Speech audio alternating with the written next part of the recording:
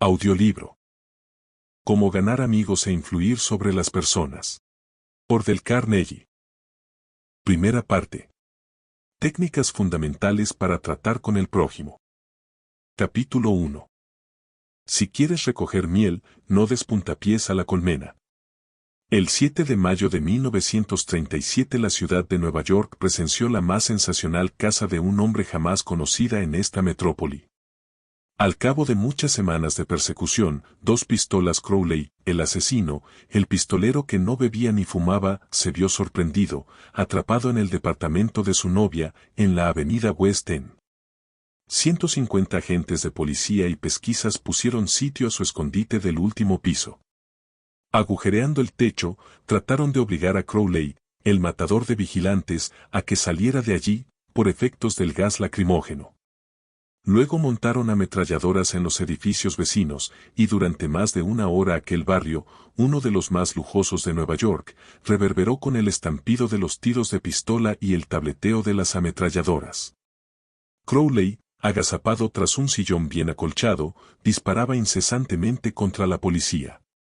10.000 curiosos presenciaron la batalla. Nada parecido se había visto jamás en las aceras de Nueva York.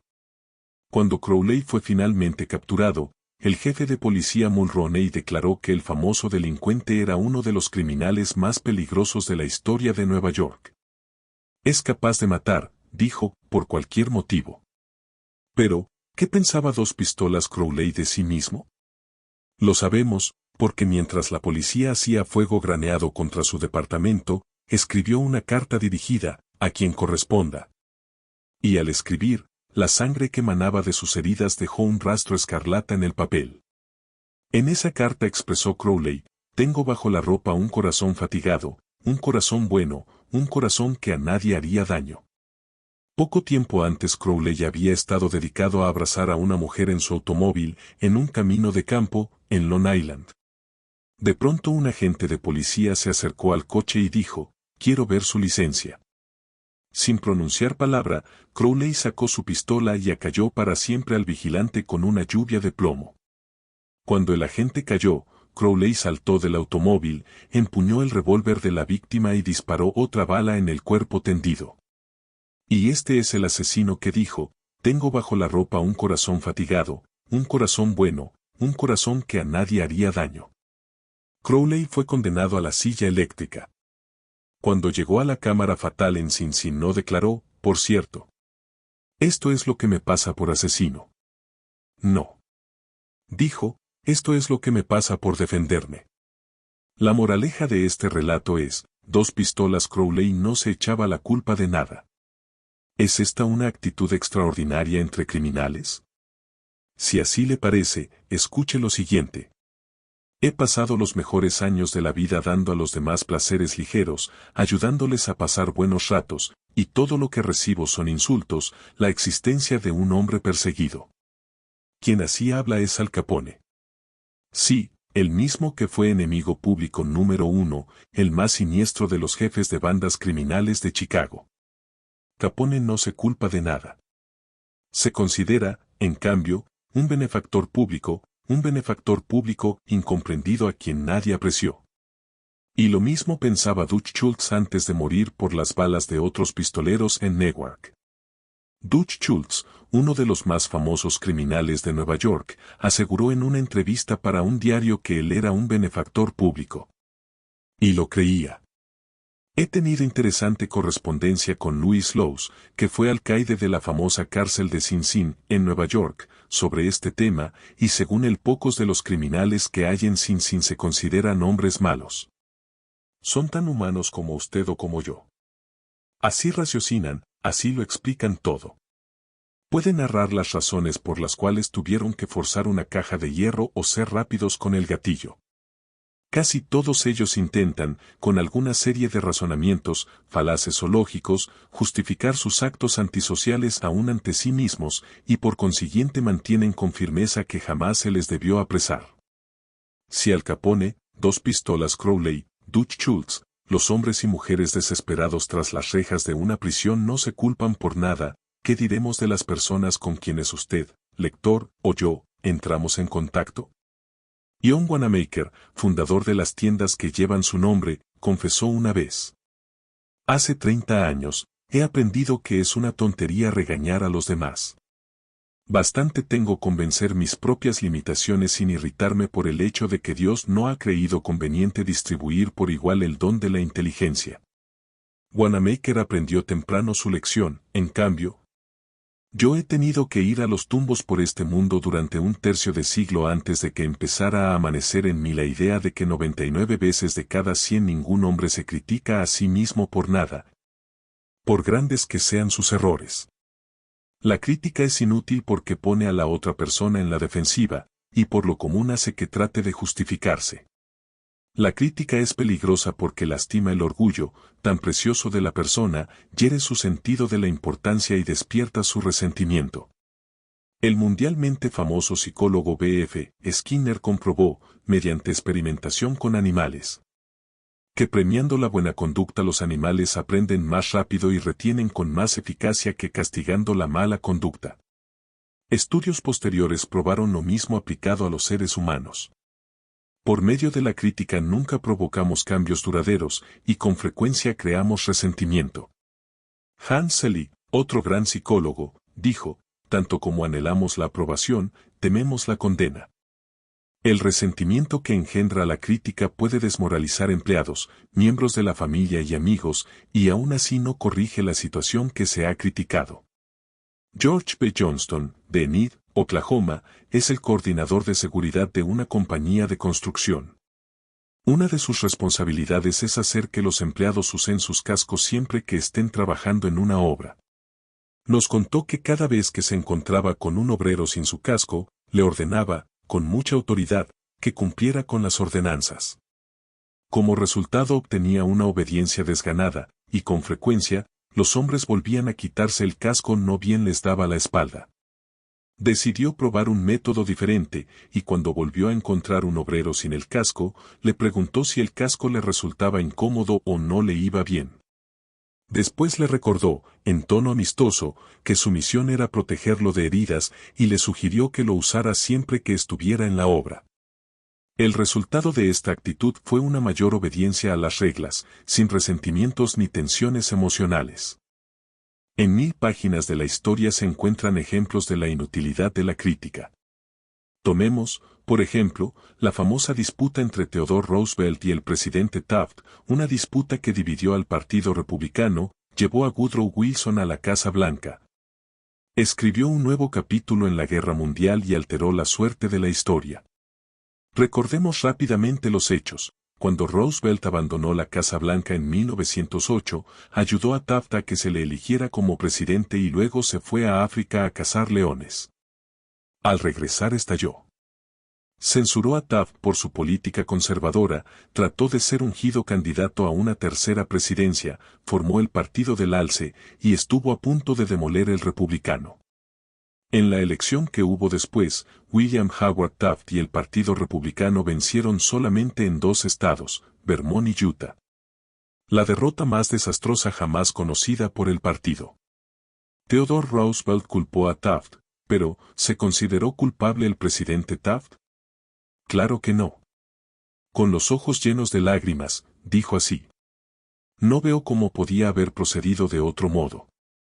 ¿A quién se ha de echar la culpa? ¿A Roosevelt o a Taft?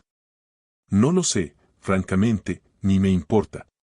Lo que trato de hacer ver es que todas las críticas de Theodore Roosevelt no lograron persuadir a Taft de que se había equivocado. Solo consiguieron que Taft tratara de justificarse y que reiterase con lágrimas en los ojos: no veo cómo podía haber procedido de otro modo. O tomemos el ejemplo del escándalo del Teapot Tom Oil. Fue un asunto que hizo clamar de indignación a los diarios del país durante los primeros años de la década de 1920. Conmovió a la nación entera. Nada parecido había sucedido jamás en la vida pública norteamericana, al menos en la memoria contemporánea. Señalemos los hechos desnudos. Albert Fall, secretario del Interior en el gabinete del presidente Harding, tenía a su cargo ceder en arriendo las reservas petroleras del gobierno en Elk Hill y Teapot Tom. Unas reservas que se habían dejado aparte para su empleo futuro por la Armada. El secretario Fall no efectuó una licitación.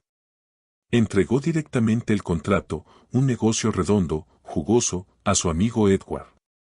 Y a su vez, Edward hizo al secretario Fall un préstamo, según le placía llamar a esta operación, de $100,000.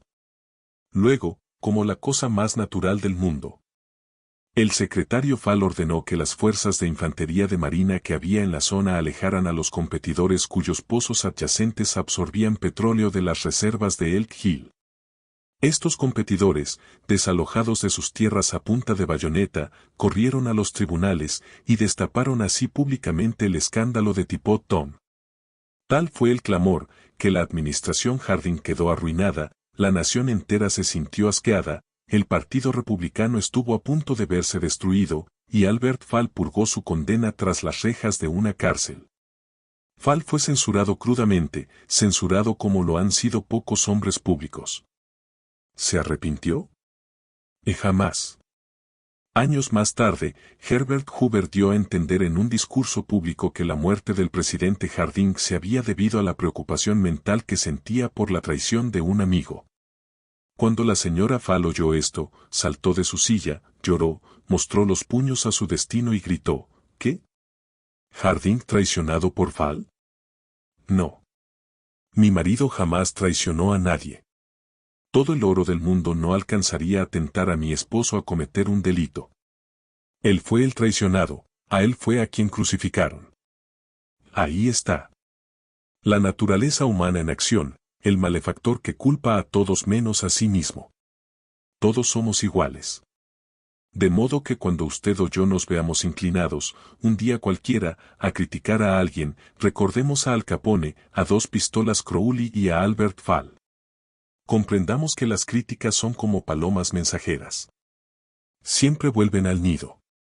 Comprendamos que la persona a quien queremos corregir y censurar tratará de justificarse probablemente, de censurarnos a su vez, o, como el amable Taft, de decir, no veo cómo podía haber procedido de otro modo.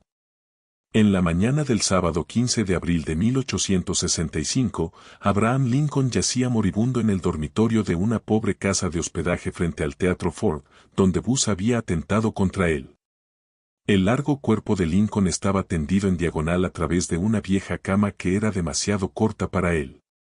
Una mala reproducción del famoso cuadro La Feria de Caballos de Rosa Bonheur pendía sobre la cama y un mortecino mechero de gas daba escasa luz amarillenta. Cuando Lincoln agonizaba, el secretario de guerra, Stanton, dijo, «Aquí yace el más perfecto gobernante que ha conocido jamás el mundo». ¿Cuál era el secreto de los triunfos de Lincoln en su trato con los hombres? Yo he estudiado durante 10 años la vida de Abraham Lincoln y dediqué 3 años enteros a escribir y repasar un libro titulado Lincoln el Desconocido. Creo haber hecho un estudio tan detallado y minucioso de la personalidad y la vida privada de Lincoln como es posible que haga un ser humano. Realicé un estudio especial del método de Lincoln para tratar con sus semejantes. ¿Se dedicaba a criticarlos? Sí, pues. Cuando joven, en el Valle Pillen Creek, de Indiana, no solamente criticaba, sino que escribía cartas y poemas para burlarse de los demás y los dejaba en los caminos campestres, en la seguridad de que alguien los encontraría. Una de esas cartas despertó resentimientos que duraron toda una generación. Aún después de empezar a practicar leyes como abogado en Springfield, Illinois, Lincoln atacaba abiertamente a sus rivales en cartas que publicaban los periódicos. Pero se excedió. En el otoño de 1842 se burló de un político irlandés, vano y batallador, que se llamaba James Shields.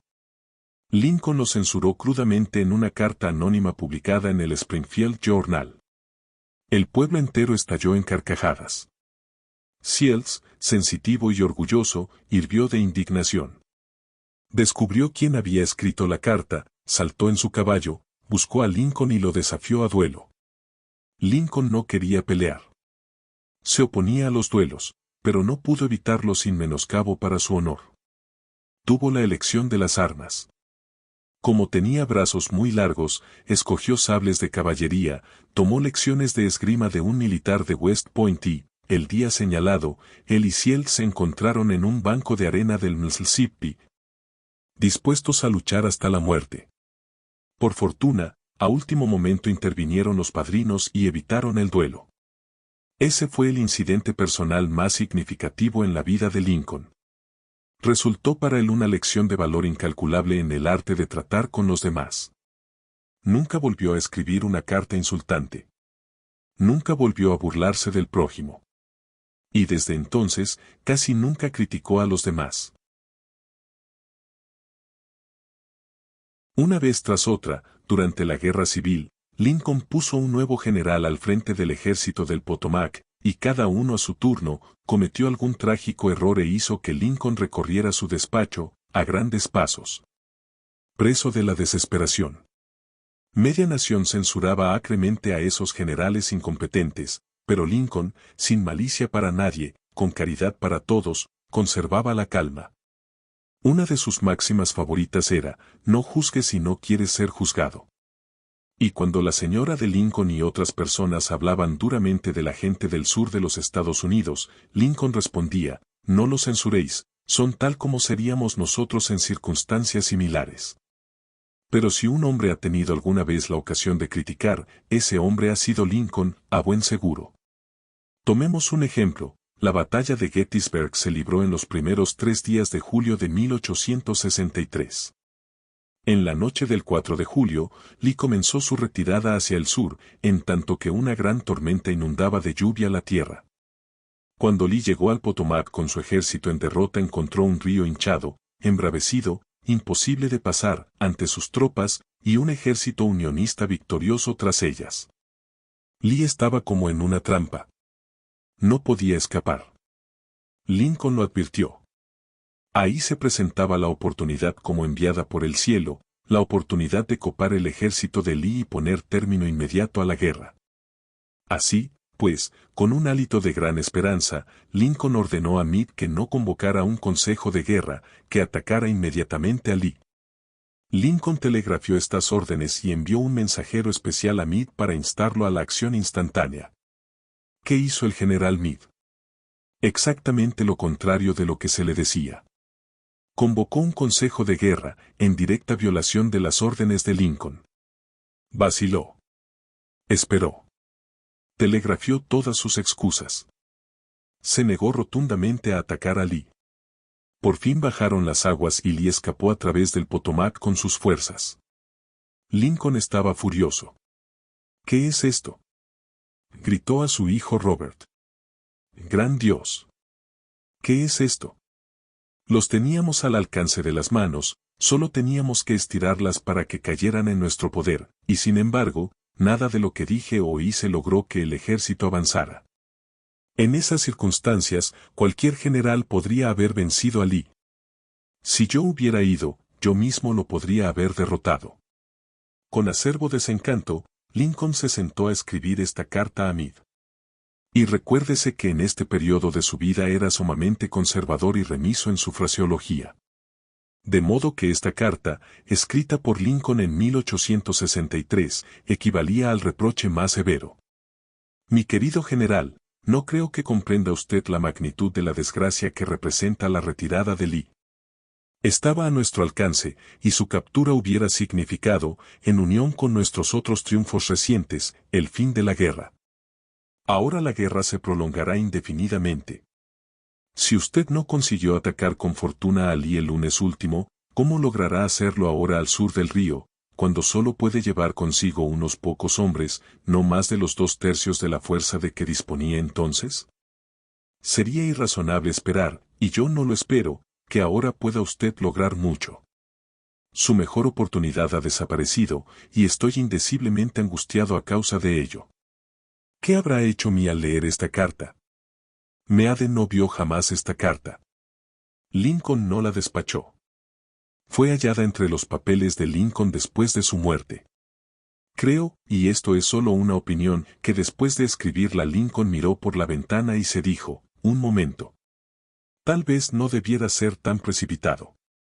Me es muy fácil, aquí sentado en la quietud de la Casa Blanca, ordenar a Meade que ataque, pero si hubiese estado en Gettysburg y hubiese visto tanta sangre como ha visto Meade en la última semana. Y si mis oídos hubiesen sido horadados por los clamores, los gritos de los heridos y moribundos, quizá no habría tenido tantas ansias de atacar.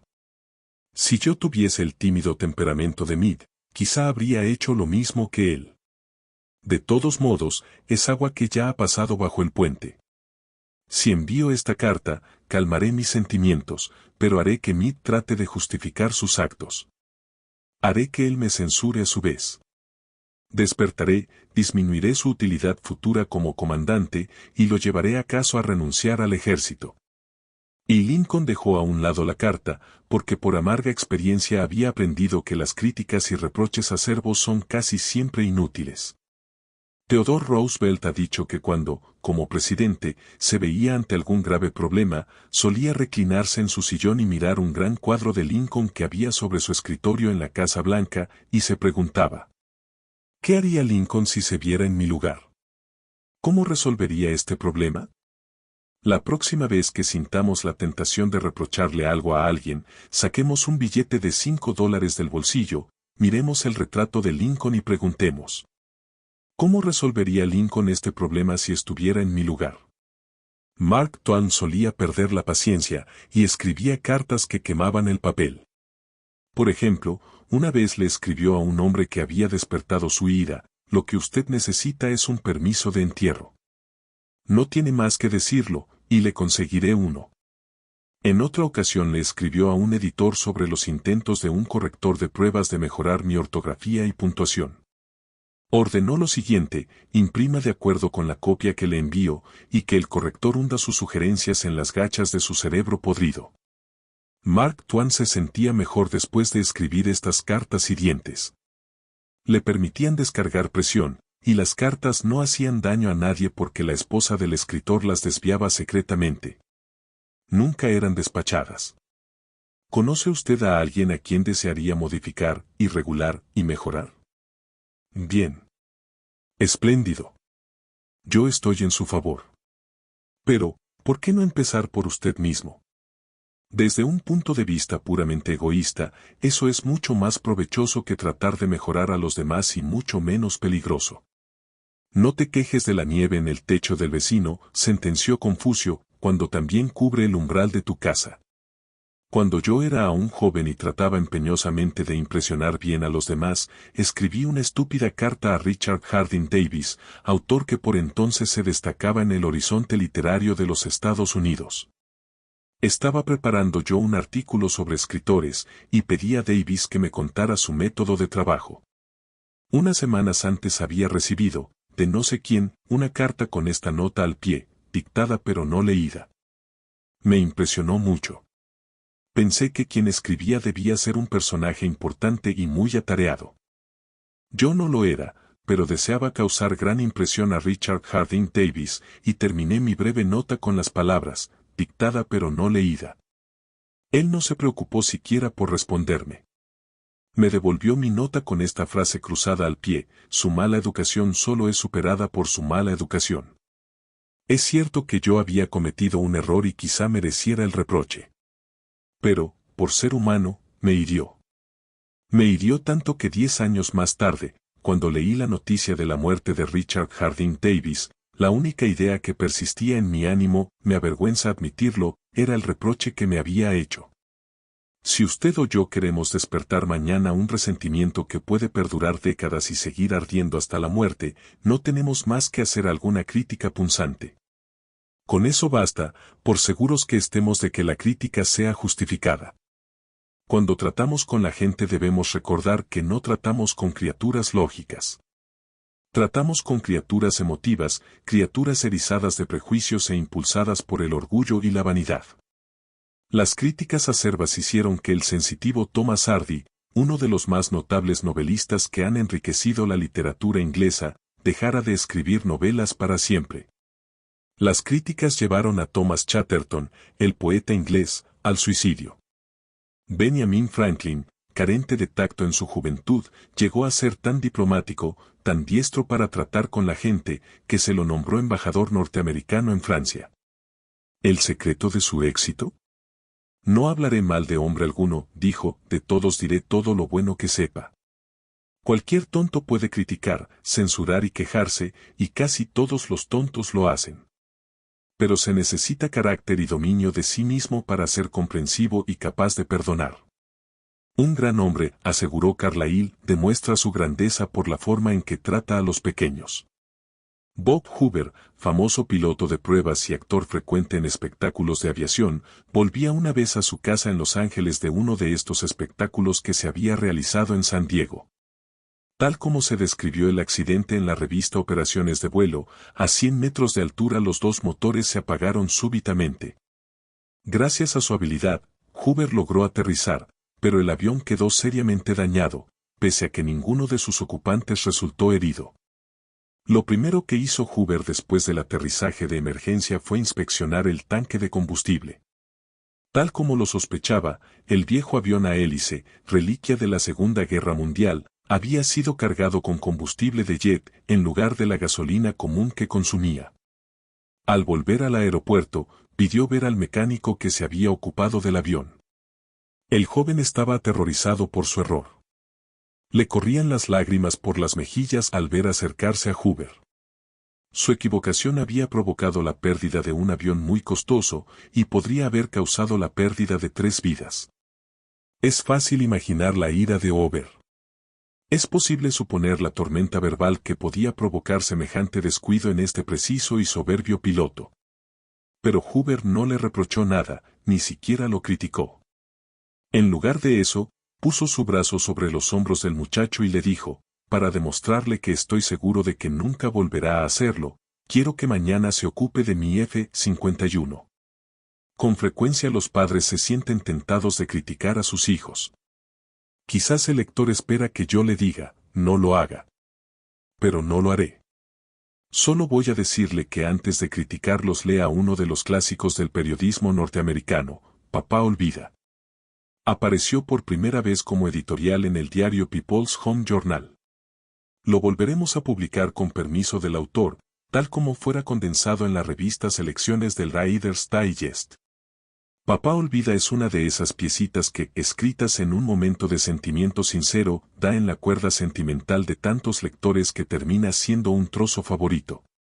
Desde que apareció por primera vez hace unos 15 años, ha sido reproducida, nos dice el autor, W. Livingston Lamed, en centenares de revistas y diarios del país entero. También se la ha publicado infinidad de veces en muchos idiomas extranjeros. He dado permiso para que se la leyera en aulas, iglesias y conferencias, se la ha transmitido muchas veces por radiotelefonía. Ha aparecido en revistas y periódicos de colegios y escuelas. Papá Olvida. Livingston Lamed escucha, hijo, voy a decirte esto mientras duermes, una manecita metida bajo la mejilla y los rubios rizos pegados a tu frente humedecida. He entrado solo a tu cuarto. Hace unos minutos, mientras leía mi diario en la biblioteca, sentí una ola de remordimiento que me ahogaba. Culpable, vine junto a tu cama. Esto es lo que pensaba, hijo, me enojé contigo. Te regañé cuando te vestías para ir a la escuela, porque apenas te mojaste la cara con una toalla. Te regañé porque no te limpiaste los zapatos. Te grité porque dejaste caer algo al suelo. Durante el desayuno te regañé también. Volcaste las cosas. Tragaste la comida sin cuidado. Pusiste los codos sobre la mesa. Untaste demasiado el pan con mantequilla. Y cuando te ibas a jugar y yo salía a tomar el tren, te volviste y me saludaste con la mano y dijiste, adiós, papito, y yo fruncí el entrecejo y te respondí, ten erguidos los hombros. Al caer la tarde todo empezó de nuevo. Al acercarme a casa te vi, de rodillas, jugando en la calle. Tenías agujeros en las medias. Te humillé ante tus amiguitos al hacerte marchar a casa delante de mí. Las medias son caras, y si tuvieras que comprarlas tú, serías más cuidadoso. Pensar, hijo, que un padre diga eso. ¿Recuerdas, más tarde, cuando yo leía en la biblioteca y entraste tímidamente, con una mirada de perseguido? Cuando levanté la vista del diario, impaciente por la interrupción, vacilaste en la puerta. ¿Qué quieres ahora?, te dije bruscamente.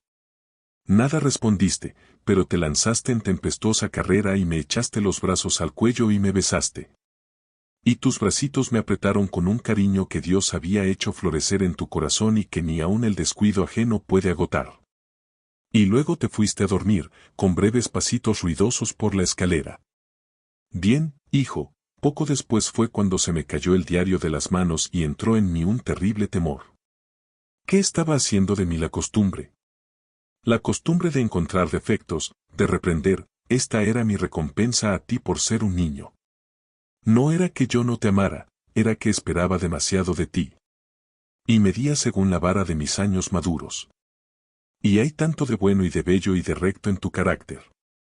Ese corazoncito tuyo es grande como el sol que nace entre las colinas. Así lo demostraste con tu espontáneo impulso de correr a besarme esta noche. Nada más que eso importa esta noche, hijo. He llegado hasta tu camita en la oscuridad y me he arrodillado, lleno de vergüenza. Es una pobre explicación, sé que no comprenderías estas cosas si te las dijera cuando estás despierto. Pero mañana seré un verdadero papito. Seré tu compañero, y sufriré cuando sufras, y reiré cuando lo hagas. Me morderé la lengua cuando esté por pronunciar palabras impacientes. No haré más que decirme, como si fuera un ritual. No es más que un niño pequeñito. Temo haberte imaginado hombre. Pero al verte ahora, hijo, acurrucado, fatigado en tu camita, veo que eres un bebé todavía. Ayer estabas en los brazos de tu madre, con la cabeza en su hombro. He pedido demasiado, demasiado. En lugar de censurar a la gente, tratemos de comprenderla. Tratemos de imaginarnos por qué hacen lo que hacen. Eso es mucho más provechoso y más interesante que la crítica, y de ello surge la simpatía, la tolerancia y la bondad. Saberlo todo es perdonarlo todo. Ya dijo el doctor Johnson, el mismo Dios, Señor, no se propone juzgar al hombre hasta el fin de sus días. Entonces, ¿por qué hemos de juzgarlo usted o yo? Regla número 1. No critique, no condene ni se queje. Capítulo 2. El gran secreto para tratar con la gente. Solo hay un medio para conseguir que alguien haga algo. ¿Se ha detenido usted alguna vez a meditar en esto? Sí, un solo medio. Y es el de hacer que el prójimo quiera hacerlo. Recuerde que no hay otro medio. Es claro que usted puede hacer que un hombre quiera entregarle su reloj, poniéndole un revólver en el pecho. Puede hacer también que un empleado le preste su cooperación hasta que usted vuelva la espalda si amenaza con despedirlo. Puede hacer que un niño haga lo que usted quiere si empuña un látigo o lo amenaza. Pero estos métodos tan crudos tienen repercusiones muy poco deseables. La única manera de conseguir que usted haga algo es darle lo que usted quiere. ¿Qué es lo que quiere? El famoso doctor Sigmund Freud, uno de los más distinguidos psicólogos del siglo XX, decía que todo lo que usted y yo hacemos surge de dos motivos, el impulso sexual y el deseo de ser grande. El profesor John Dewey, el más profundo filósofo de los Estados Unidos, formula la teoría con cierta diferencia. Dice el doctor Dewey que el impulso más profundo de la naturaleza humana es el deseo de ser importante. Recuerde esta frase, el deseo de ser importante. Es muy significativa. La va a ver muy a menudo en este libro. ¿Qué es lo que quiere usted? No muchas cosas, pero las pocas que desea son anheladas con una insistencia que no admite negativas. Casi todos los adultos normales quieren. 1. La salud y la conservación de la vida. 2. Alimento. 3. Sueño. 4. Dinero y las cosas que compra el dinero. 5. Vida en el más allá. 6. Satisfacción sexual. 7. El bienestar de los hijos. 8. Un sentido de propia importancia. Casi todas estas necesidades se ven complacidas en la vida, todas, en verdad, menos una. Pero hay un anhelo casi tan profundo, casi tan imperioso como el deseo de alimentarse y dormir, y ese anhelo se ve satisfecho muy rara vez. Es lo que llama Freud el deseo de ser grande. Es lo que llama Dewey el deseo de ser importante. Lincoln empezó una vez una carta con estas palabras, a todo el mundo le agrada un elogio. William James dijo, el principio más profundo del carácter humano es el anhelo de ser apreciado. Véase que no habló del deseo, sino del anhelo de ser apreciado. Ahí tenemos una sed humana infalible y persistente, y los pocos individuos que satisfacen honestamente esta sed del corazón podrán tener a los demás en la palma de la mano, y hasta el sepulturero se apenará cuando mueran. El deseo de sentirse importante es una de las principales diferencias que distinguen a los hombres de los animales.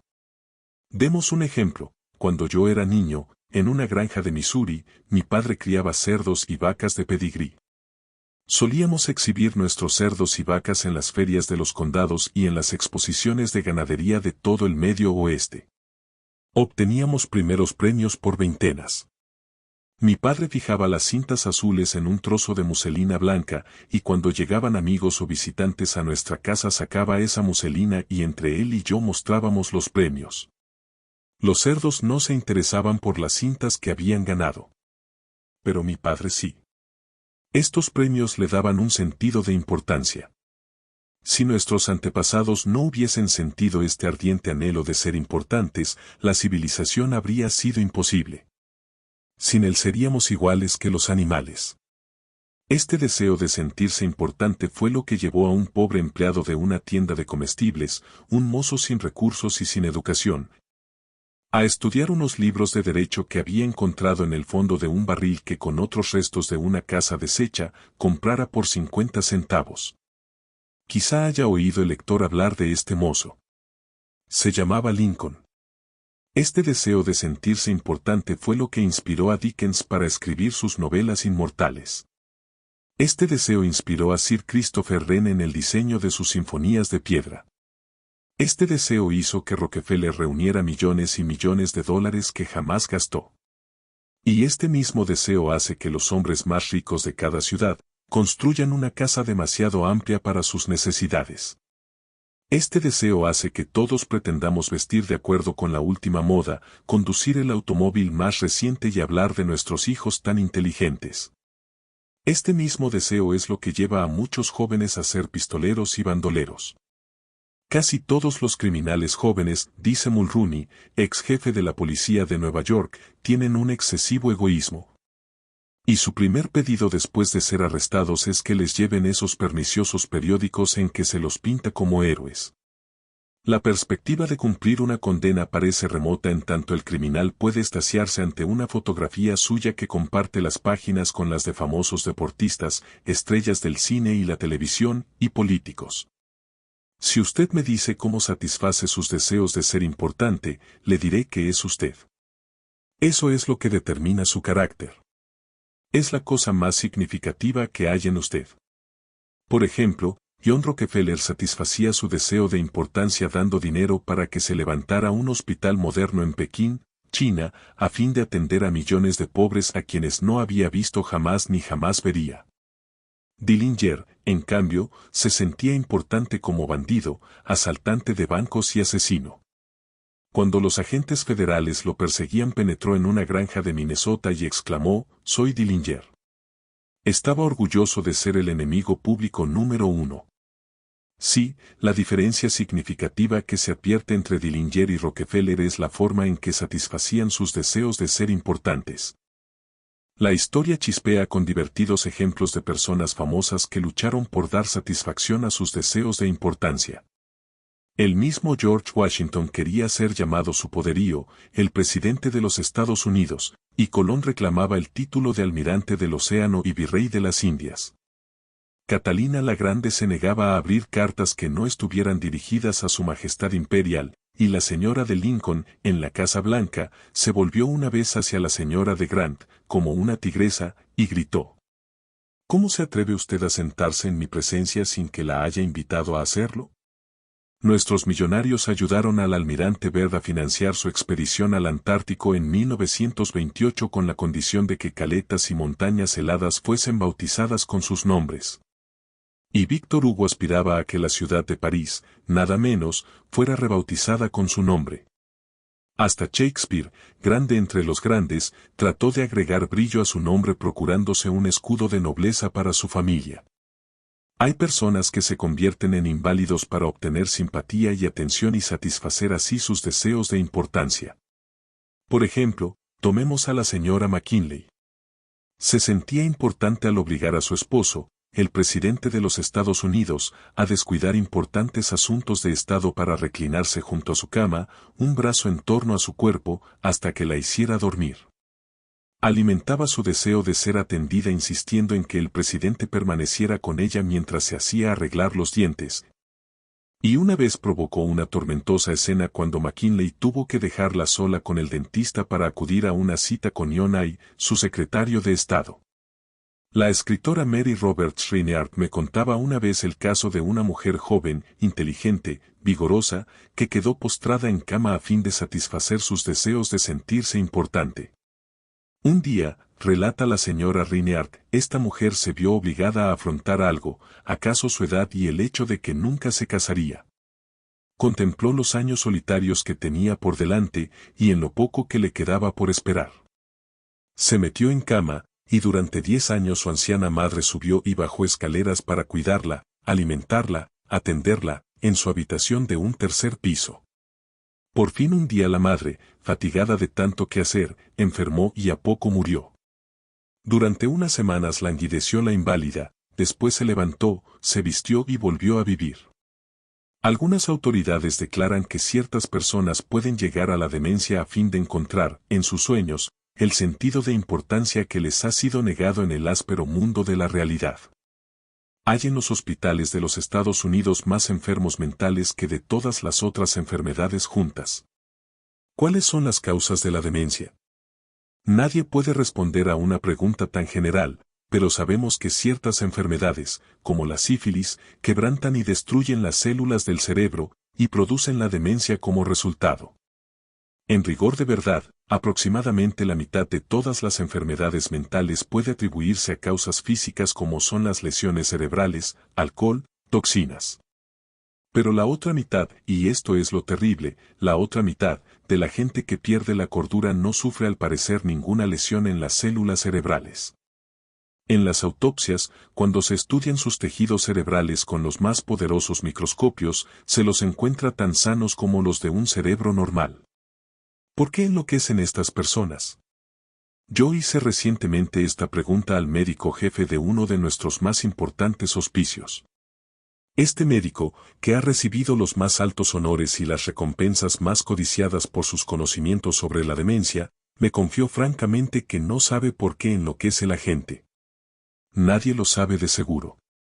Pero me dijo que muchas personas que enloquecen encuentran en la demencia ese sentido de su importancia que no pudieron obtener en el mundo de la realidad.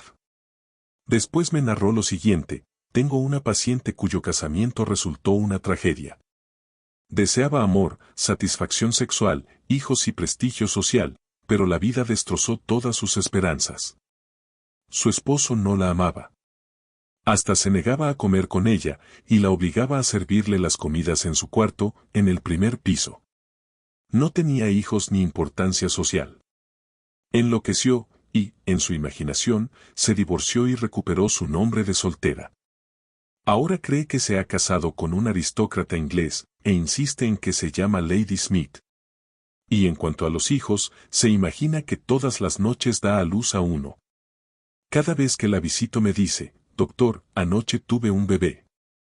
La vida hizo naufragar todas las naves de sus sueños en los escollos de la realidad, pero en las islas fantásticas, llenas de sol, de la demencia, todas esas naves llegan ahora a puerto con las velas desplegadas. ¿Tragedia? Pues no lo sé. Su médico me dijo: si pudiese estirar una mano y devolverle la cordura, no lo haría. Es mucho más feliz tal como está. Si algunas personas tienen tanta sed de importancia que llegan a la demencia, imaginemos los milagros que usted o yo podremos lograr si damos al prójimo una honrada apreciación de su importancia, del otro lado de la demencia. Una de las primeras personas en el mundo norteamericano de los negocios a la que se le pagó un salario anual de más de $1 millón. Cuando no había impuesto a los ingresos y una persona que ganaba $50 a la semana podía vivir muy bien, fue Charles Schwab. Andrew Carnegie lo había elegido para ser el primer presidente de la recién formada United States Steel Company en 1921, cuando Schwab tenía solo 38 años de edad. Posteriormente Schwab partió de U.S. Steel para hacerse cargo de la Steel Company, en ese momento cargada de problemas, y la reconstruyó hasta volverla una de las compañías de mejor balance en el país. ¿Por qué pagaba Andrew Carnegie a Charles Schwab más de $1 millón por año, o sea unos $3,000 por día?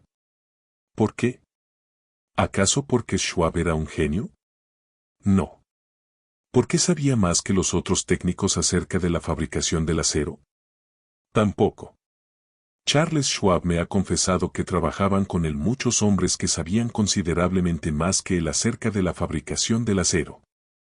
Schwab aseguraba que se le pagaba ese sueldo sobre todo por su capacidad para tratar con la gente. Le pregunté cómo hacía. Voy a dar su secreto, en sus mismas palabras, palabras que deberían ser grabadas en bronce y fijadas en todos los hogares y escuelas, en todas las tiendas y oficinas del país.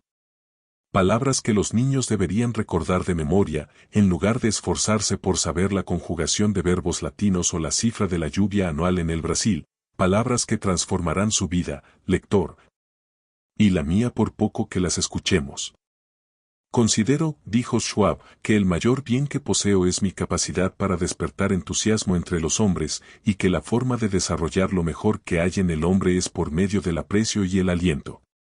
Nada hay que mate tanto las ambiciones de una persona como las críticas de sus superiores. Yo jamás critico a nadie. Creo que se debe dar a una persona un incentivo para que trabaje. Por eso siempre estoy deseoso de ensalzar, pero soy remiso para encontrar defectos. Si algo me gusta, soy caluroso en mi aprobación y generoso en mis elogios. Esto es lo que hacía Schwab. Pero, ¿qué hace la persona común? Precisamente lo contrario. Si alguna cosa no le gusta, arma un escándalo; si le gusta, no dice nada. En mi amplia relación con la vida, en mis encuentros con muchos grandes personajes en diversas partes del mundo, declaró Schwab, no he encontrado todavía la persona, por grande que fuese o elevada sus funciones, que no cumpliera mejor trabajo y realizara mayores esfuerzos dentro de un espíritu de aprobación que dentro de un espíritu de crítica. Esa fue, agregó francamente, una de las principales razones del notable éxito de Andrew Carnegie. Carnegie elogiaba a sus semejantes en público y en privado. Carnegie quiso elogiar a sus ayudantes hasta después de muerto. Para su tumba escribió un epitafio que decía, aquí yace un hombre que supo cómo rodearse de hombres más hábiles que él. La apreciación sincera fue uno de los secretos del buen éxito de Rockefeller en su trato con la gente. Por ejemplo, cuando uno de sus socios, Edward Bedford, cometió un error e hizo perder a la firma $1 millón con una mala compra en América del Sur, y donde pudo haberlo criticado. Pero sabía que Bedford había procedido según sus mejores luces, y el incidente quedó en nada. Pero Rockefeller encontró algo que elogiar, felicitó a Bedford porque había podido salvar el 60% del dinero invertido. Espléndido, dijo Rockefeller. No siempre nos va tan bien en mi despacho. Tengo entre mis recortes una historia que sé que nunca sucedió, pero la repetiré porque ilustra una verdad. Según esta fantasía, una mujer granjera, al término de una dura jornada de labor, puso en los platos de los hombres de la casa nada más que heno. Cuando ellos, indignados, le preguntaron si se había vuelto loca, ella replicó, ¿y cómo iba a saber que se darían cuenta? Hace 20 años que cocino para ustedes, y en todo ese tiempo nunca me dieron a entender que lo que comían no era heno. Hace unos años se hizo un estudio sociológico entre esposas que habían abandonado sus hogares, ¿y cuál creen que fue la razón principal que dieron para haber tomado su decisión? Falta de aprecio. Si se hiciera un estudio similar entre maridos que han huido de sus casas, creo que se llegaría a la misma conclusión. Con frecuencia damos tan por sentada la presencia de nuestro cónyuge que nunca le manifestamos nuestro aprecio. Un miembro de una de nuestras clases nos habló de un pedido que le había hecho su esposa. Ella y un grupo de mujeres de su parroquia habían iniciado un programa de automejoramiento. Le pidió a su marido que la ayudara haciéndole una lista de 6 cosas que creyera que ella podía hacer para ser una mejor esposa. Nos dijo, el pedido me sorprendió. Francamente, me habría sido fácil enumerar 6 cosas que me habría gustado ver cambiar en ella, y estoy seguro de que ella podría haber hecho una lista de 1 millar de cosas que querría cambiar en mí, pero no lo hice. Le dije, déjame pensarlo y, te daré una respuesta mañana. Al día siguiente me levanté muy temprano y llamé al florista, y le pedí que le mandara 6 rosas rojas a mi esposa con una nota diciendo, no se me ocurren 6 cosas que querría que cambies. Te amo tal como eres. Cuando llegué a casa esa tarde, ¿quién creen que me recibió en la puerta? Exacto, mi esposa. Estaba al borde de las lágrimas. No necesito decir que me felicité por no haberla criticado como me lo había pedido. El domingo siguiente en la iglesia, después de que ella hubo informado del resultado de su tarea, varias mujeres del grupo se me acercaron y me dijeron, fue el gesto más tierno del que tenga noticias. Entonces comprendí cuál era el poder del aprecio. Florence Ziegfeld, el más espectacular de los empresarios teatrales que ha habido jamás en Broadway, conquistó su reputación gracias a su sutil habilidad para glorificar a la joven norteamericana.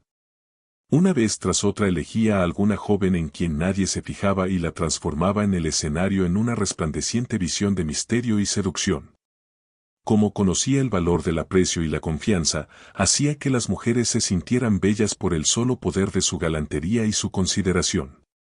Era, además, un hombre práctico, aumentó el sueldo de las coristas desde $30 por semana hasta una cifra que a veces llegaba a 175. Y también era caballeresco, en las noches de estreno en el Follies enviaba telegramas a las estrellas del reparto y hermosas rosas a todas las chicas del coro. Yo sucumbí una vez a la moda del ayuno y pasé 6 días y sus noches sin comer. No fue difícil. Tenía menos hambre al fin del 6.º día que al fin del 2.º. Pero yo y usted conocemos personas que pensarían haber cometido un crimen si dejaran a sus familias o sus empleados 6 días sin comer, pero los dejan estar 6 días y 6 semanas. Y a veces 60 años sin darles jamás una muestra calurosa de esa apreciación que anhelan casi tanto como anhelan el alimento. Cuando Alfred Lund, uno de los grandes actores de su época, desempeñó el papel principal en Reunión de Viena, declaró, nada hay que yo necesite tanto como alimento para mi propia estima. Alimentamos los cuerpos de nuestros hijos y amigos y empleados, pero muy raras veces alimentamos su propia estima. Les damos carne y papas para que tengan energía, pero descuidamos darles amables palabras de aprecio que cantarían durante años en su recuerdo. Paul Harvey, en una de sus transmisiones radiales, El resto de la historia, cuenta cómo una apreciación sincera puede cambiar la vida de una persona. Contó que años atrás un maestro de Detroit le pidió a Stevie Morris que lo ayudara a encontrar un ratoncito que se había escapado en el aula de clases. El maestro apreciaba el hecho de que la naturaleza le había dado a Stevie algo que ningún otro alumno tenía. La naturaleza le había dado a Stevie un notable par de oídos, para compensar la ceguera de sus ojos. Pero esta fue la primera ocasión en que Stevie sintió que se apreciaba la fineza de su oído. Ahora, años después, dice que ese acto de aprecio fue el comienzo de una nueva vida. Desde aquel entonces desarrolló su don del oído hasta volverse, bajo el nombre artístico de Stevie Wonder, uno de los grandes músicos populares de la década de 1970. Algunos lectores están diciendo ahora mismo, al leer estas líneas, cosas viejas. Elogios. Adulación. Ya he hecho la prueba. No da resultado, al menos con personas inteligentes. Es claro que la adulación no da resultados con la gente que discierne. Es algo hueco, egoísta y poco sincero. Su empleo debe conducir al fracaso, y así ocurre generalmente. Aunque no faltan personas tan hambrientas, tan sedientas de que se les muestre aprecio, que tragan cualquier cosa, así como un hombre hambriento puede comer hierbas y lombrices. Hasta la reina Victoria era susceptible a la adulación. El primer ministro Benjamín Disraeli confesó que cuando trataba con la reina empleaba abundantemente esa adulación. Pero Disraeli era uno de los hombres más corteses, diestros y capaces que han gobernado jamás el extenso imperio británico. Era un genio. Lo que para él daba resultados quizá no lo dé para usted o para mí. A la larga, la adulación hace más mal que bien. La adulación es falsa y, como el dinero falso, nos pone eventualmente en aprietos si queremos hacerla circular. La diferencia entre la apreciación y la adulación es muy sencilla. Una es sincera y la otra no. Una procede del corazón, la otra sale de la boca. Una es altruista, la otra egoísta. Una despierta la admiración universal, la otra es universalmente condenada. Hace poco vi un busto del general Obregón en el Palacio de Chapultepec, en México. Bajo el busto están grabadas estas sabias palabras de la filosofía del general Obregón: no temas a los enemigos que te atacan. Teme a los amigos que te adulan. No. No recomiendo la adulación. Lejos de ello. Hablo de una nueva forma de vivir. Permítaseme repetirlo. Hablo de una nueva forma de vivir. El rey Jorge tenía un juego de 6 máximas en las paredes de su estudio en el Palacio de Buckingham. Una de esas máximas rezaba: enséñame a no hacer ni recibir elogios baratos. Eso es la adulación, elogio barato. Una vez leí una definición de la adulación que vale la pena reproducir: adular es decir a la otra persona lo que se piensa de uno mismo. Emplea el lenguaje que quieras, dijo Ralph Waldo Emerson, y nunca podrás expresar sino lo que eres. Si lo que debiéramos hacer fuera solo emplear la adulación, el mundo entero aprendería a hacerlo enseguida y todos seríamos peritos en relaciones humanas. Cuando no estamos dedicados a pensar acerca de algún problema específico, solemos pasar el 95% de nuestro tiempo pensando en nosotros mismos. Pero si dejamos de pensar en nosotros mismos por un rato y comenzamos a pensar en las buenas cualidades del prójimo, no tendremos que recurrir a adulación, tan barata y tan falsa que se la conoce apenas sale de los labios. Una de las virtudes más descuidadas de nuestra existencia cotidiana es la apreciación. De un modo u otro, descuidamos elogiar a nuestro hijo o hija cuando trae una buena nota de la escuela, y rara vez alentamos a nuestros hijos cuando logran hornear una torta o construir una casita para pájaros. Nada les agrada más a los niños que esta especie de interés y aprobación de sus padres. La próxima vez que usted disfrute de una buena cena en su club, mándele sus felicitaciones al chef, y cuando un vendedor fatigado le muestre una cortesía inusual, no deje de agradecerla. Todo sacerdote, conferencista u orador público sabe lo descorazonador que resulta entregarse a un público y no recibir de éste ningún comentario apreciativo. Y lo que se aplica a profesionales se aplica doblemente a obreros en oficinas, negocios y talleres, y entre nuestras familias y amigos. En nuestras relaciones interpersonales nunca deberíamos olvidar que todos nuestros interlocutores son seres humanos, y como tales hambrientos de apreciación. Es la ternura legal que disfrutan todas las almas. Trate de dejar un rastro de pequeñas chispas de gratitud en sus jornadas. Le sorprenderá ver cómo encienden pequeñas llamas de amistad que vuelven a brillar en su próxima visita. Pamela Danem, de New Fairfield, Connecticut, tenía entre las responsabilidades de su empleo la supervisión de un peón de limpieza que estaba haciendo un trabajo muy deficiente. Los otros empleados se burlaban de este joven, y descuidaban especialmente la limpieza de las instalaciones para demostrar que mal hacía su trabajo. Las cosas habían llegado a un punto en que había empezado a perderse tiempo productivo. Pamela probó varios modos de motivar a esta persona, sin éxito. Notó que en una ocasión hizo especialmente bien su trabajo. Entonces lo elogió en presencia de otra gente. A partir de ahí el trabajo empezó a mejorar, y muy pronto el joven cumplía eficientemente con sus tareas. Hoy día hace un excelente trabajo, y recibe el aprecio y reconocimiento que merece. La apreciación honesta logró resultados allí donde la crítica y el ridículo habían fallado.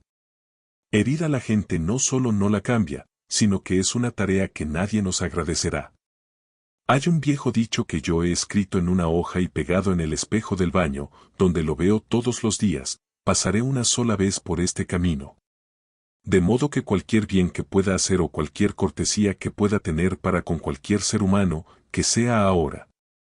No la dejaré para mañana, ni la olvidaré, porque nunca más volveré a pasar por aquí. Emerson dijo: todo hombre que conozco es superior a mí en algún sentido. En ese sentido, aprendo de él. Si así sucedía con Emerson, no es probable que B mismo sea 100 veces más cierto en su caso, o en el mío. Dejemos de pensar en nuestras realizaciones y nuestras necesidades. Tratemos de pensar en las buenas cualidades de la otra persona. Olvidemos entonces la adulación. Demos prueba de una apreciación honrada, sincera, de esas cualidades. Seamos calurosos en la aprobación y generosos en el elogio, y la gente acogerá con cariño nuestras palabras y las atesorará y las repetirá toda una vida, años después de haberlas olvidado nosotros. Regla número 2. Demuestre aprecio honrado y sincero. Capítulo 3. Quien puede hacer esto tiene al mundo entero consigo, quien no puede, marcha solo por el camino. Yo iba a pescar al estado de Maine todos los veranos. Personalmente, me gustan sobremanera las fresas con crema, pero por alguna razón misteriosa los peces prefieren las lombrices. Por eso, como cuando voy de pesca no pienso en lo que me gusta a mí, sino en lo que prefieren los peces, no cebo el anzuelo con fresas y crema. En cambio, balanceo una lombriz o saltamontes frente a pez y le digo, ¿te gustaría comer esto? ¿Por qué no proceder con igual sentido común cuando se pesca a la gente? Así procedía Lloyd George, primer ministro inglés durante la Primera Guerra Mundial. Cuando alguien le preguntó cómo había conseguido continuar en el poder después de que todos los demás jefes de la guerra habían desaparecido en el olvido, respondió que si se podía atribuir su permanencia en la cumbre a alguna cosa, era probablemente al hecho de que había aprendido que era necesario poner en el anzuelo el cebo capaz de satisfacer al pez. ¿Por qué hablar de lo que necesitamos o deseamos? Eso es infantil. Absurdo. Claro está que a usted le interesa lo que necesita o desea. Eso le interesa eternamente. Pero a nadie más le interesa. Los demás son como usted o como yo, les interesa lo que ellos desean o necesitan. De modo que el único medio de que disponemos para influir sobre el prójimo es hablar acerca de lo que él quiere y demostrarle cómo conseguirlo. Recuerde esa frase mañana, cuando trate de lograr que alguien haga algo. Si, por ejemplo, no quiere que su hijo fume, no le predique, y no hable de lo que usted quiere, muéstrele, en cambio, que los cigarrillos pueden impedirle formar parte del equipo deportivo del colegio. O ganar la carrera de 100 metros. Es bueno recordar esto, ya sea que se trate con niños o con terneros o con monos. Por ejemplo, Ralph Emerson y su hijo trataron un día de meter un ternero en el establo. Pero cometieron el error común de pensar solamente en lo que querían ellos. Emerson empujaba y su hijo tironeaba. Pero el ternero hacía como ellos, pensaba solamente en lo que quería, atizó las patas, y se negó empecinadamente a salir del prado. Una criada irlandesa vio la dificultad en que estaban sus amos. No era capaz de escribir ensayos ni libros, pero, al menos en esta ocasión, mostró más sentido común que Emerson. Pensó en lo que quería el ternero, puso un dedo maternal en la boca del ternero y lo dejó que chupara y chupara mientras lo conducía lentamente al establo. Todos los actos que ha realizado usted desde que nació se deben a que quería algo. ¿Y aquella vez que entregó una donación a la Cruz Roja? No es una excepción a la regla. Hizo esa donación a la Cruz Roja porque quería prestar ayuda, porque quería realizar un acto hermoso, altruista, divino. Por cuanto lo has hecho para uno de los menores de mi rebaño, lo has hecho para mí. Si no hubiera querido usted alentar ese sentimiento más de lo que quería guardar el dinero, no habría hecho la contribución. Es claro que puede haberla efectuado porque le avergonzaba negarse o porque un cliente le pidió que la hiciera. Pero lo cierto es que la hizo porque quería algo. El profesor Henry Overstreet, en su ilustrativo libro Influenciando el comportamiento humano, dice, la acción surge de lo que deseamos fundamentalmente, y el mejor consejo que puede darse a los que pretenden ser persuasivos, ya sea en los negocios, en el hogar, en la escuela o en la política, es este: primero, despertar en la otra persona un franco deseo. Quien puede hacerlo tiene al mundo entero consigo. Quien no puede, marcha solo por el camino. Andrew Carnegie, el pequeñuelo escocés empobrecido que comenzó a trabajar con una paga de 2 centavos por hora y finalmente donó $365 millones. Aprendió en sus primeros años que el único medio de influir sobre la gente es hablar acerca de lo que el otro quiere.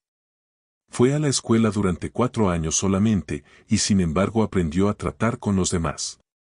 Para ilustrar, su cuñada se hallaba preocupadísima por sus 2 hijos, que estudiaban en Yale, pues tan ocupados estaban en sus cosas, que no escribían a casa y no prestaban atención a las frenéticas cartas de la madre.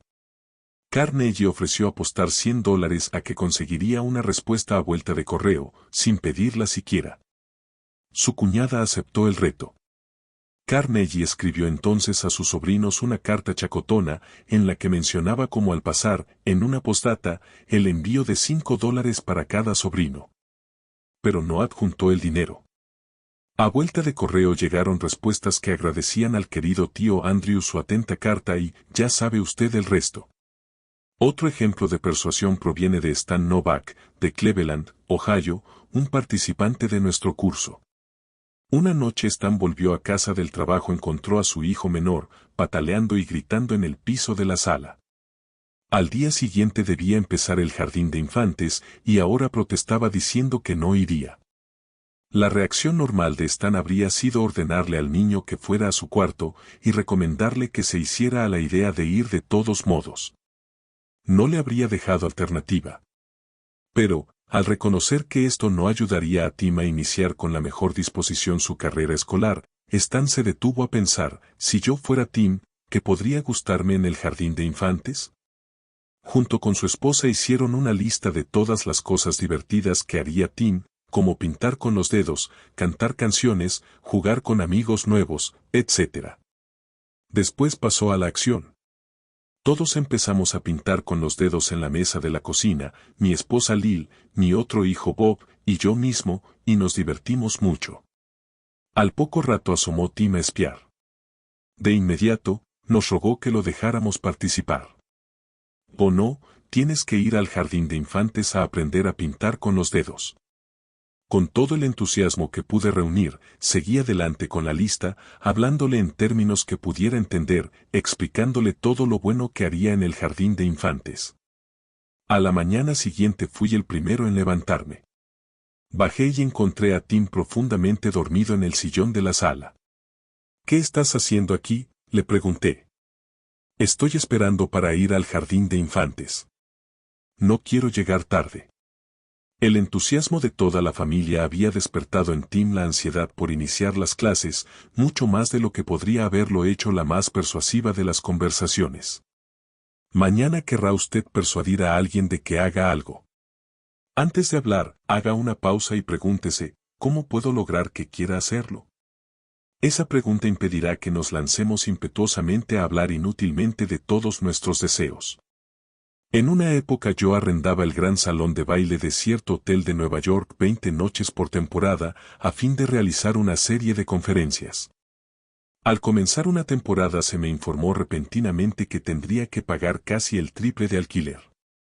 Esta noticia me llegó después de impresas y distribuidas las entradas y hechos todos los anuncios. Naturalmente, yo no quería pagar ese aumento, pero ¿de qué me valdría hablar a la gerencia del hotel de lo que yo quería? Solo les interesaba lo que querían ellos. Un par de días más tarde fui a ver al gerente. Quedé algo sorprendido cuando recibí su carta, dije, pero no me quejo. Si yo hubiera estado en su situación, es probable que habría escrito una carta similar. Su deber, como gerente del hotel, es realizar todos los beneficios posibles. Si no procede así, lo despedirán, como es lógico. Pero tomemos un papel y escribamos las ventajas y desventajas que resultarán para el hotel si insiste en este aumento del alquiler. Tomé entonces una hoja de papel, tracé una línea por el medio y encabecé una columna con la palabra ventajas y la otra con desventajas. Bajo el título de ventajas escribí estas palabras, salón de baile libre. Luego dije, tendrán ustedes la ventaja de quedarse con el salón de baile para alquilarlo para bailes y convenciones. Es una gran ventaja, porque esas funciones le rendirán mucho más dinero del que pueden conseguir con una serie de conferencias. Si comprometen el salón por 20 noches en el curso de la temporada, es casi seguro que perderán algunos negocios muy provechosos. Ahora, agregué, consideremos las desventajas. Primero, en lugar de aumentar sus ingresos por lo que yo les pague, verán ustedes que disminuyen. En realidad, los van a perder del todo, porque no puedo pagar el alquiler que me piden. Me veré obligado a efectuar estas conferencias en algún otro local. Hay además otra desventaja para ustedes. Estas conferencias atraen multitudes de personas educadas y cultas. Se trata, pues, de una buena propaganda, ¿verdad? Lo cierto es que si gastaran ustedes $5,000 en anuncios periodísticos no conseguirían atraer al hotel tanta gente como la que viene a estas conferencias. Esto vale mucho para el hotel, ¿verdad? Mientras hablaba escribí estas dos desventajas bajo el título correspondiente y entregué la hoja de papel al gerente, diciéndole: deseo que estudie cuidadosamente las ventajas y las desventajas que van a resultar para el hotel de esta decisión, y que después me haga conocer su resolución definitiva. Al día siguiente recibí una carta en que se me informaba que mi alquiler aumentaría solo en 50% en lugar del 300%. Recuérdese que obtuve esta reducción sin decir una palabra de lo que yo quería. No hablé más que de lo que quería el hotel, y cómo podría lograrlo. Supongamos que yo hubiese procedido en la forma humana, natural, que hubiera entrado violentamente en la oficina del gerente para decirle: ¿qué es esto de aumentarme el alquiler en 300% cuando sabe que ya se han impreso y repartido las entradas y efectuado todos los anuncios? 300%. Absurdo. No lo voy a pagar. ¿Qué habría ocurrido entonces? Sencillamente, que habría comenzado una discusión, y ya se sabe cómo terminan las discusiones. Aunque yo hubiese convencido al gerente de su error, su orgullo habría hecho difícil que cediera. Veamos uno de los mejores consejos que jamás se han dado en cuanto al arte de las relaciones humanas. Si hay un secreto del éxito, dijo Henry Ford, reside en la capacidad para apreciar el punto de vista del prójimo y ver las cosas desde ese punto de vista así como del propio. Tan bueno es el consejo, que quiero repetirlo: si hay un secreto del éxito, reside en la capacidad para apreciar el punto de vista del prójimo y ver las cosas desde ese punto de vista así como del propio. Es tan sencillo, tan evidente, que cualquiera debería apreciar a primera vista la verdad que encierra. Sin embargo, el 90% de la gente de la Tierra lo ignora el 90% de las veces. ¿Un ejemplo? Estudie las cartas que llegan a su escritorio mañana por la mañana y verá que casi todas ellas violan esta norma de sentido común. Veamos esta carta, escrita por el jefe del departamento de radio de una agencia de publicidad que tiene sucursales en todo el continente. Esta carta fue enviada a los gerentes de estaciones locales de radio en todo el país. He fijado, entre paréntesis, mis reacciones ante cada párrafo. Señor fulano de tal ciudad de cual, Indiana, 46.070. Estimado señor fulano, la compañía tal desea conservar su posición como principal agencia publicitaria en el terreno radiotelefónico. ¿A quién le interesa lo que desea su compañía? A mí me preocupan mis problemas. El banco va a ejecutar la hipoteca sobre mi casa, el jardín está lleno de plagas, el mercado de valores bajó ayer, perdí el tren de las 8:15 esta mañana, no me invitaron anoche al baile de los Pérez. El médico me dijo que tengo mucha presión arterial y neuritis y caspa. ¿Y bien, qué ocurre? Llego esta mañana a la oficina, preocupado, abro mi correspondencia, y me encuentro con un señor engreído que desde Nueva York se dedica a cacarear sobre lo que desea su compañía. Bah. Si se diera cuenta de la impresión que hace esta carta, abandonaría el ramo de publicidad y se dedicaría a criar ovejas. Los contratos nacionales de publicidad de esta agencia fueron el baluarte de la primera cadena radiotelefónica. En los años sucesivos hemos ocupado en todas las estaciones más tiempo publicitario que cualquier otra agencia. Son ustedes ricos y poderosos y están en la cima, ¿verdad? ¿Y qué? A mí no me interesa para nada que sean ustedes tan grandes como la General Motors y la General Electric y el Estado Mayor del Ejército, todos juntos. Si usted, señor, tuviera un asomo de sentido común habría comprendido que a mí me interesa cuán grande soy yo, y no ustedes. Toda esta charla sobre sus enormes triunfos me hace sentir pequeño y carente de importancia. Deseamos atender a nuestros clientes con la última palabra sobre información relativa a estaciones radiotelefónicas. Ustedes desean. Ustedes. Borrico. No me interesa lo que desea usted, ni lo que desea el presidente de los Estados Unidos. Escuche de una vez por todas, me interesa lo que yo deseo, y de eso no ha dicho una sola palabra en toda la carta. Se servirá usted, por lo tanto, poner a la compañía tal en su lista de preferencia para el envío de informaciones semanales sobre su estación. Todos los detalles que pueden resultar útiles para una agencia de nuestro carácter. Lista de preferencia, qué desfachatez. Me hace sentir insignificante con toda esa referencia a su grandeza, y luego me pide que ponga a la compañía en la lista de preferencia, sin emplear siquiera una cortesía al pedirlo. Una pronta contestación de esta carta, con los últimos datos de esa estación, será mutuamente beneficiosa. Estúpido.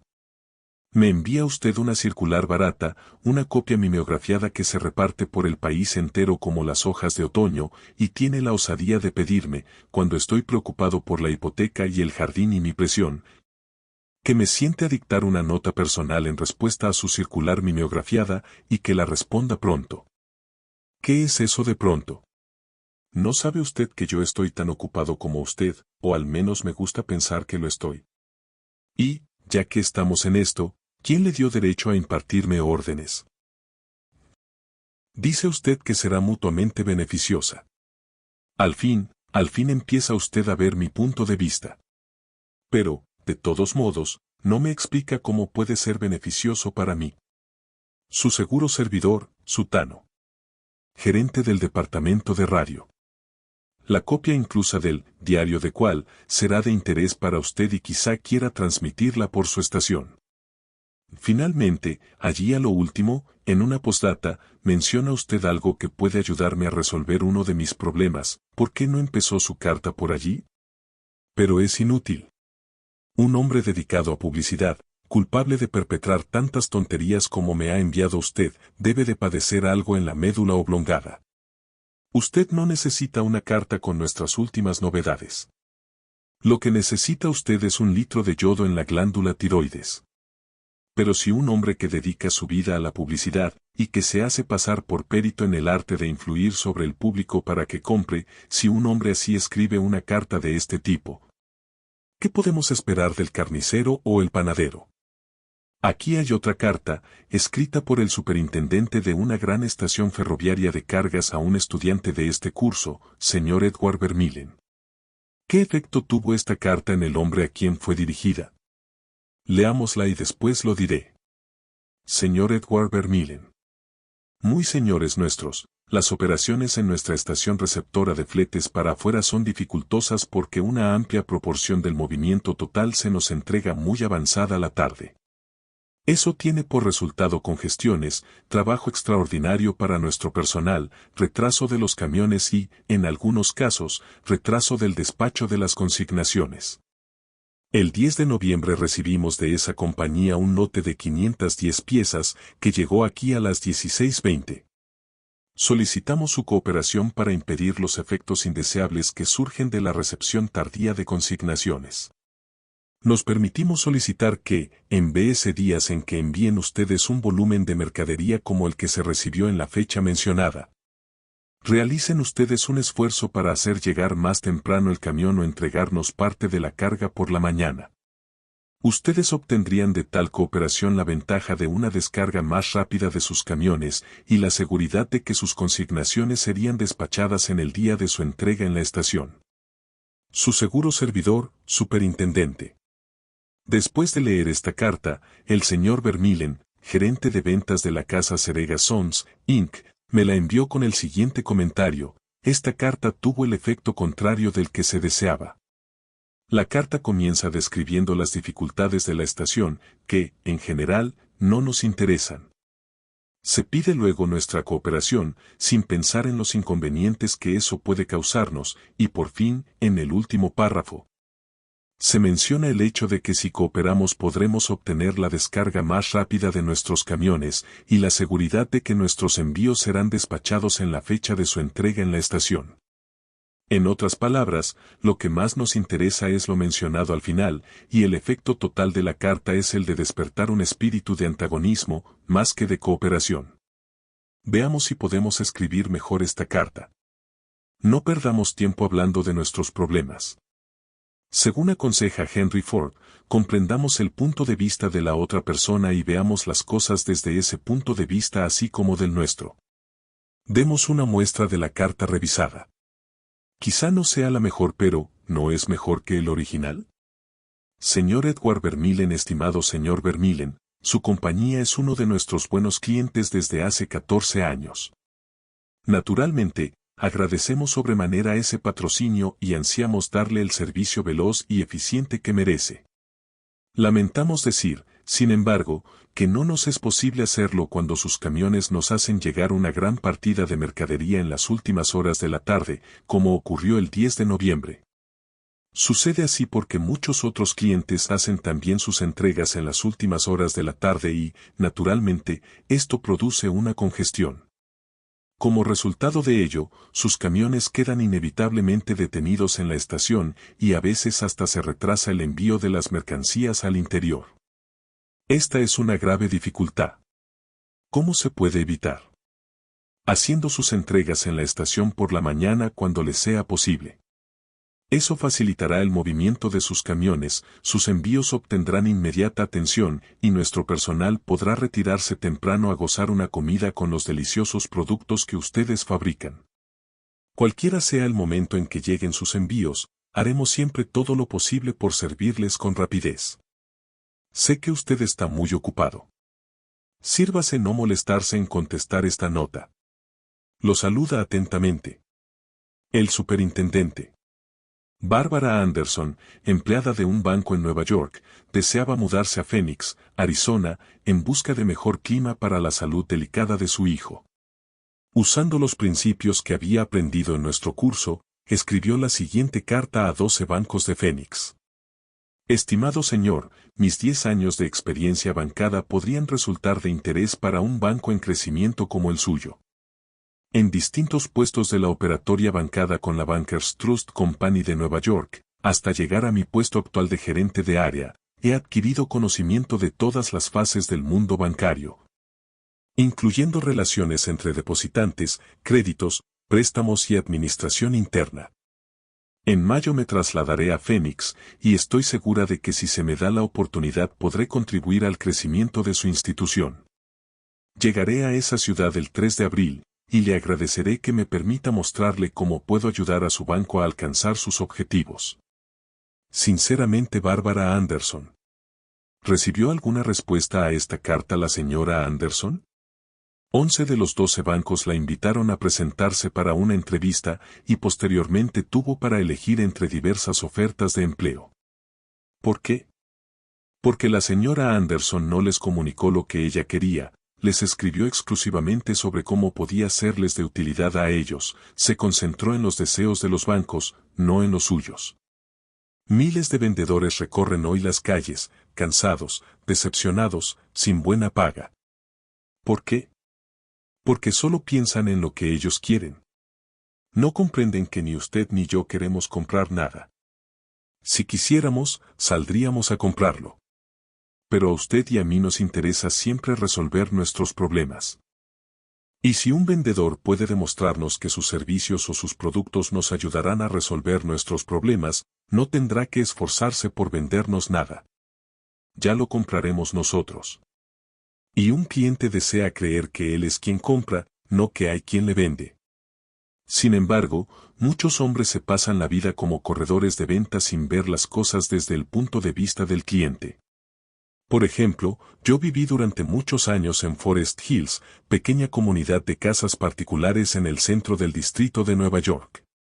Un día, cuando iba deprisa hacia la estación, me encontré casualmente con un vendedor de terrenos que durante muchos años había comprado y vendido propiedades en Long Island. Conocía muy bien Forest Hills, y sabiéndolo le pregunté apresuradamente si mi casa estaba construida con vigas de metal. Me dijo que no lo sabía, y agregó algo que yo sabía ya, que podía averiguarlo telefoneando a la asociación Forest Hills Gardens.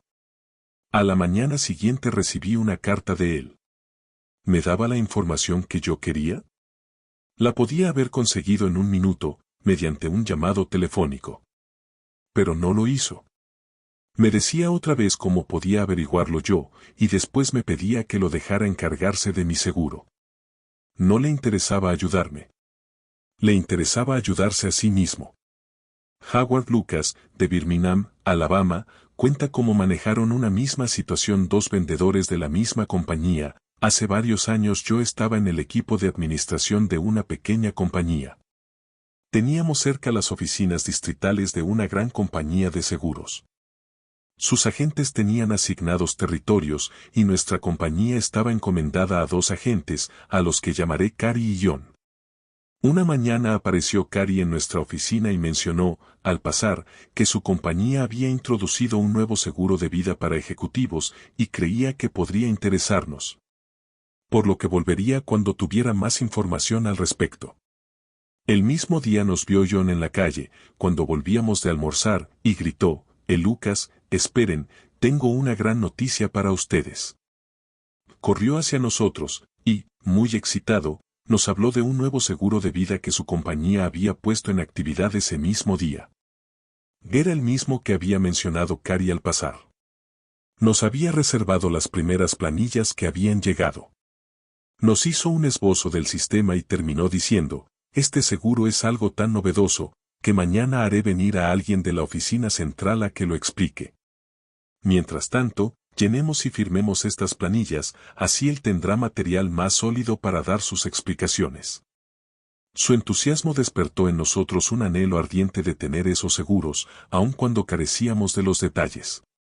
Cuando lo supimos, confirmaron la apreciación inicial de John, quien no solo nos vendió una póliza a cada uno, sino que posteriormente duplicó la cobertura. Cary podría haber hecho esas ventas, pero no hizo ningún esfuerzo por despertar en nosotros el deseo de comprar. El mundo está lleno de personas egoístas, aprovechadoras. De manera que los pocos individuos que sin egoísmo tratan de servir a los demás tienen enormes ventajas. No hay competencia contra ellos. Owen Young dijo, el hombre que se puede poner en el lugar de los demás, que puede comprender el funcionamiento de la mente ajena, no tiene por qué preocuparse por el futuro. Si por leer este libro gana usted una sola cosa, una creciente tendencia a pensar siempre según el punto de vista de la otra persona, y ver las cosas desde ese ángulo, si usted consigue tan solo eso de este libro, bien podrá decir que ha subido un peldaño más en su carrera. Ver desde el punto de vista de la otra persona y despertar en esa persona un deseo ferviente de algo, no debe confundirse con manipular a esa persona de modo que haga algo en detrimento de sus propios intereses. Ambos partidos deben salir ganando en la negociación. En las cartas al señor Vermillen, tanto el remitente como el receptor de la correspondencia ganaron al implementarse lo sugerido. Tanto el banco como la señora Anderson ganaron gracias a la carta de ella, porque el banco ganó una empleada valiosa y la señora Anderson un buen empleo. Y en el ejemplo de la venta del seguro que hizo John al señor Lucas, ambos ganaron con la transacción. Otro ejemplo en el que ganan todos usando este principio de despertar un interés, viene de Michael Biden, de Warwick, Rhode Island, que es vendedor distrital de la empresa Shell Oil. Mike quería llegar a ser el vendedor número 1 de su distrito, pero había una estación de servicio que se retraía en sus servicios. La administraba un hombre anciano, a quien era imposible motivarlo para que aseara y pusiera en condiciones la estación.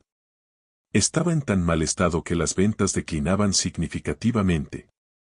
Este administrador no quiso prestar oídos a ninguna de las súplicas de Mike para jerarquizar la estación de servicio. Después de muchas exhortaciones y discusiones privadas, en ninguna de las cuales obtuvo el menor resultado, Mike decidió invitar al anciano a visitar la estación de servicios el más nueva del territorio.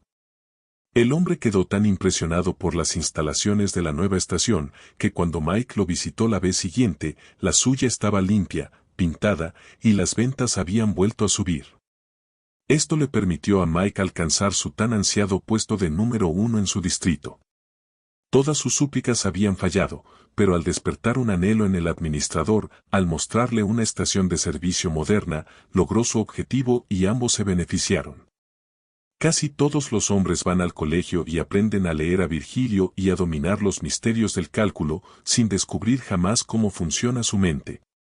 Por ejemplo, yo daba una vez un curso sobre oratoria para los jóvenes graduados en diversos colegios que entraban como empleados de la empresa Carrier Corporation, la organización que refrigera edificios y que instala aire acondicionado en todas partes. Uno de los estudiantes quiso persuadir a los demás de que jugaran al basquetbol, y este fue, más o menos, su argumento: quiero que ustedes vengan a jugar al basquetbol. Me gusta jugar, pero las últimas veces que fui al gimnasio no había bastantes muchachos para organizar un partido. 2 o 3 nos pusimos a arrojarnos la pelota uno al otro, y quedé con un ojo negro. Deseo que ustedes vengan conmigo mañana por la noche. Quiero jugar al basquetbol. ¿Habló acaso de lo que querían los demás? A nadie le gusta ir a un gimnasio al que nadie va, ¿verdad? Los otros no se interesaban por lo que deseaba este mozo. Y no querían salir con un ojo negro. ¿Pudo haber demostrado que al ir al gimnasio los demás obtendrían algo que querían? Es claro. Más actividad. Mejor apetito. Cerebro más despejado. Diversión. Repitamos el sabio consejo del profesor Overstreet: primero, despertar en la otra persona un franco deseo. Quien puede hacerlo tiene al mundo entero consigo. Quien no puede, marcha solo por el camino. Uno de los estudiantes que asistía a mi curso se hallaba preocupado por su hijito. El niño estaba muy flaco y se negaba a comer lo debido. Los padres recurrían al método acostumbrado. Lo regañaban y retaban. Mamita quiere que comas esto y aquello. Papito quiere que crezcas y seas un hombre. Pero el niño no prestaba atención alguna a estos requisitos. Quien tenga un adarme de sentido común no puede esperar que un niño de 3 años reaccione según el punto de vista de un padre que tiene 30. Pero era eso precisamente lo que esperaba el padre. Resultaba absurdo. Por fin lo comprendió, y se dijo: ¿qué quiere este niño? ¿Cómo puedo vincular lo que yo quiero con lo que quiere él? Era fácil, una vez que se puso a pensar. Su hijito tenía un triciclo en el que le gustaba pedalear por la acera, frente a su casa. Unas casas más lejos vivía un matón, un niño algo mayor, que le quitaba el triciclo al niñito y empezaba a pedalear. Naturalmente, el niñito corría hasta su madre, que tenía que ir a quitar el triciclo al matón y devolverlo a su hijito. Esto ocurría casi todos los días. ¿Qué quería, pues, el niño? No se necesitaba ser Sherlock Holmes para saberlo. Su orgullo, su ira, su deseo de sentirse importante, las emociones más fuertes en su composición mental, le instaban a la venganza, a dar un buen puñetazo en la nariz a matón. Y cuando el padre le dijo que algún día podría cerrar los ojos del matón a puñetazos, si comía las cosas que la madre le recomendaba, cuando el padre le prometió esto, ya no hubo problema dietético. Aquel niño comía espinacas, coles, cualquier cosa, a fin de poder castigar al matón que tantas veces lo había humillado. Después de resolver este problema, el padre encaró otro: el niño tenía la mala costumbre de empapar la cama. Dormía con su abuela. Por la mañana, la abuela se despertaba, tocaba la sábana y decía: mira, Johnny, lo que hiciste anoche. No, respondía el niño, yo no fui. Fuiste tú. Retos, castigos, intentos de avergonzarlo, reiteración de que la madre no quería que hiciera eso, por ningún medio se conseguía tener seca la cama. Entonces se preguntaron los padres: ¿cómo podríamos hacer que este niño quiera dejar de mojar la cama, que era lo que quería el niño? Primero, quería usar pijama como su papito, y no un camisón como la abuela. La abuela se estaba hartando de los inconvenientes nocturnos, de manera que de muy buen grado ofreció comprar unos pijamas para el niño, siempre que se corrigiera. Segundo, el pequeño quería una cama para él solo, la abuela no se opuso. La madre lo llevó consigo a una mueblería de Brooklyn, guiñó un ojo a la vendedora y dijo: aquí hay un caballerito que desea hacer unas compras. La vendedora hizo que el niño se sintiera importante. Joven, ¿qué cosas desearía ver? Se irguió el niño en toda su altura, y contestó, quiero comprar una cama para mí solo. Cuando le mostraron la camita que la madre quería que comprara, la vendedora lo supo por un guiño de la madre, y persuadió al niño de que esa era la cama que debía comprar.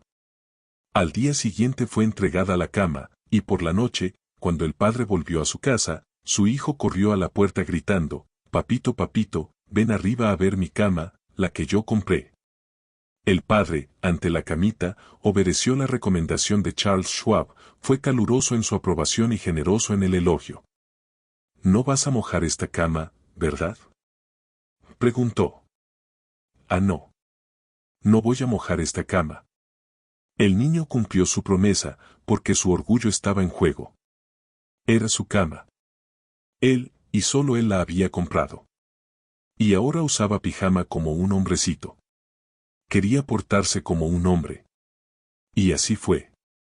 Otro padre, Dutzman, ingeniero telefónico, no podía conseguir que su hijita, de 3 años de edad, comiera lo debido en el desayuno. Los regaños, pedidos, promesas de costumbre fueron inútiles. Los padres se preguntaron entonces, ¿cómo podemos hacer para que quiera comer? La niñita gustaba imitar a su madre, sentirse grande. Una mañana la sentaron en una silla y la dejaron que preparara su desayuno. En el momento psicológico, el padre entró en la cocina, donde la niña preparaba su comida, y la pequeña le dijo, mira, papito, estoy haciendo el cereal esta mañana. Comió 2 porciones de cereal esa mañana, sin que nadie se lo pidiera, porque estaba interesada personalmente. Había satisfecho su sentido de la importancia, había hallado, en la preparación del desayuno, un camino para expresar su yo. William Winter señaló una vez que la expresión del yo es la necesidad dominante en el carácter humano. ¿Por qué no hemos de recurrir a la misma psicología en los negocios? Cuando tenemos una idea brillante, en lugar de hacer que la otra persona piense que es nuestra, ¿por qué no dejarle que prepare esa idea por sí mismo, como preparó el desayuno aquella niñita? Entonces considerará que esa idea es suya, le gustará y quizás se sirva 2 porciones. Recordemos, primero, despertar en el prójimo un franco deseo. Quien puede hacerlo tiene al mundo entero consigo. Quien no puede, marcha solo por el camino. Regla número 3. Despierte en los demás un deseo vehemente. En pocas palabras. Técnicas fundamentales para tratar con el prójimo. Regla 1. No critique, no condene, ni se queje. Regla 2. Demuestre aprecio honrado y sincero. Regla 3. Despierte en los demás un deseo vehemente. Gracias por escuchar la primera parte de este libro. No olvides suscribirte y activar las notificaciones para la segunda parte.